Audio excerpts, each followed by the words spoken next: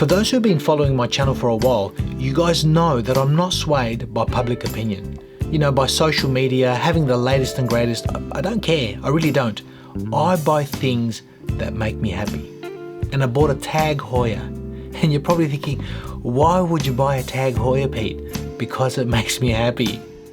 And in saying that, I purchased this Omega just recently, and you know what, this is a watch, I purchased this because of the bracelet. I absolutely love this. I think this is extremely special. It's a wonderful piece. It speaks to me. It doesn't matter what other people think. This watch is for me. This journey that we're on, it's for me personally. It's for you personally. So the things that you should be buying, my opinion, is stuff that makes you happy. But put the Omega aside for a second. I purchased a TAG Heuer.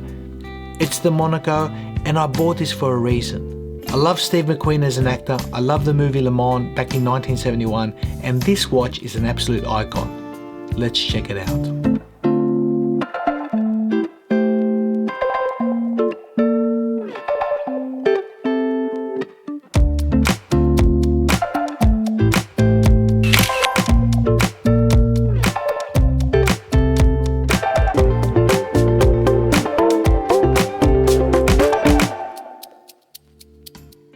Welcome back, guys. Now the model that I've got in my hand is a TAG Heuer Monaco. It's basically a modern iteration of a classic.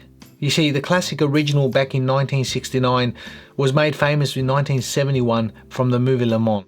Steve McQueen is an absolute screen legend. I've seen his movies. I absolutely love him as an actor. He's got a massive presence on the big screen, and you know what? When I saw this watch on his wrist in the movie Le Mans, I thought, one day I'm going to get one. There's quite a few modern iterations of this watch, and this is the particular model that I liked. It's the caliber 12, it's got a sunburst dial. To my eyes, it suits my collection beautifully. And if I was going to be more purist, I would have gone for the original model. I didn't want to go vintage. I did not want to buy a vintage model because I wanted to use the watch, you know, the way my lifestyle dictates. You know, rough, tough, today's modern demands on how I use my watches. I didn't want to have to baby the watch. Now before we continue, let's have a quick word about our sponsor, Watch Crunch. Watch Crunch has paid me a large amount of undisclosed, unmarked, unsequential dollar bills to sponsor this video.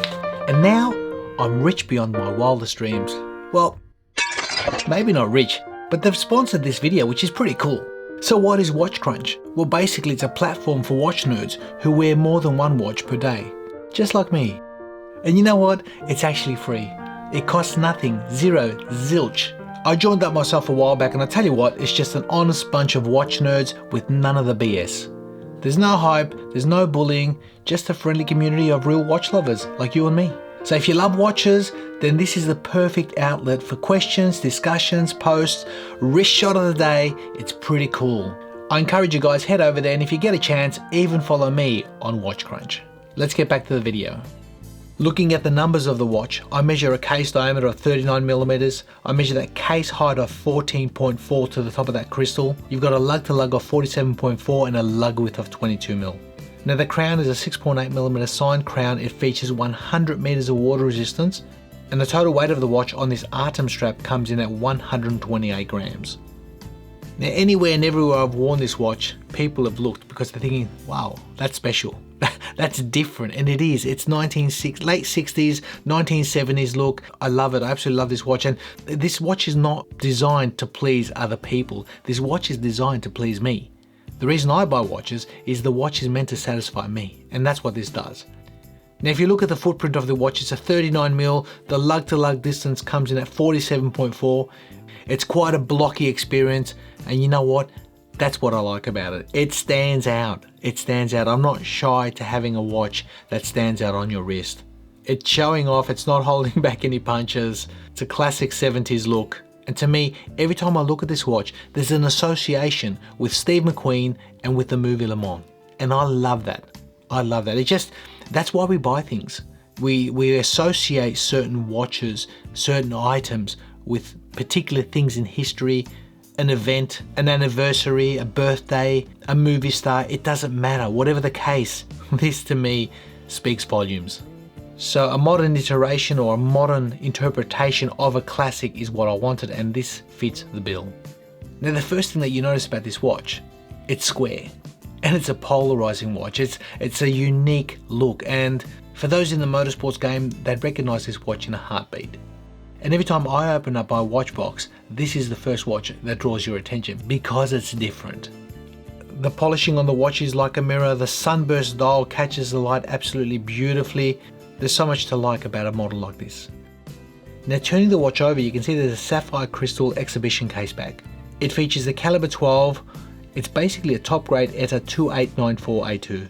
It's got perlage, Côte de Genève finish, a signed rotor, beautifully done and executed to a high level. And the particular model I've got here, I've put it on the time grapher, extremely healthy.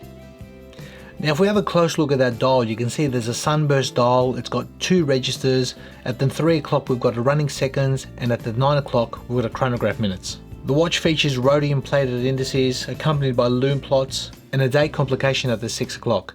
And you can see the layout is symmetrical, perfect, very easy to read. For a racing chronograph, very sporty and super cool.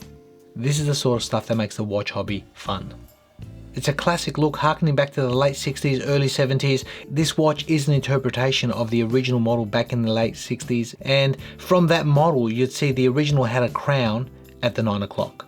This one here has it at the 3, which is more classic. But apart from that, TAG Heuer have released quite a few models that harken to the original with a crown at the 9. And look, for me, I had a look at that particular watch. It's nice, it's lovely. I prefer the sunburst dial as compared to the matte dial. Secondly, the indices on that one were horizontal, which are true to form to the original. I prefer them in a more balanced way, surrounding the watch for an easier legible time reading experience.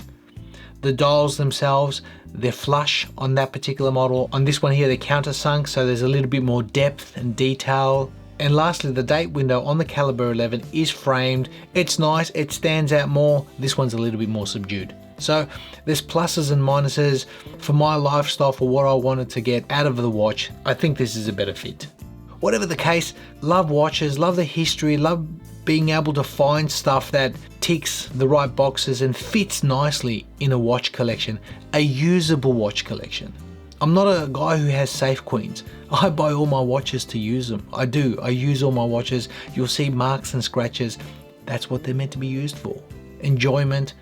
We're only here for a short time. There's no use in chucking them in the safe, selling them, getting some money. It's only money in the bank. You can make money from your work, you can make money from a lot of places, but having something special, unique, creating a lifetime of memories, that's a lot more special to me. And something that potentially you can hand down to your children. I hope you enjoyed that, guys. Just a short overview of this TAG Heuer Monaco, a modern interpretation of a beautiful classic. Love it.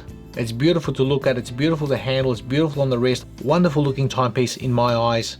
Not without its quirks. It's a blocky, square, unusual shape that really doesn't sit well on the wrist like a standard watch should, but you know what? Who cares?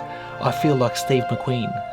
If this watch can give me an association with the movie Le Mans and Steve McQueen, who am I to complain? It's done its job.